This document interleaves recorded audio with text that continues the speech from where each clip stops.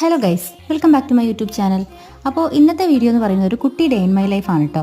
രാവിലെ എണീറ്റപ്പോൾ മുതൽ എല്ലാവരും വൃത്തിയാക്കുന്ന പരിപാടിയിലാണ്. കുട്ടീൻ്റെ കല്യാണം കുറച്ച് ദിവസങ്ങളും കൂടി കഴിഞ്ഞാലായി.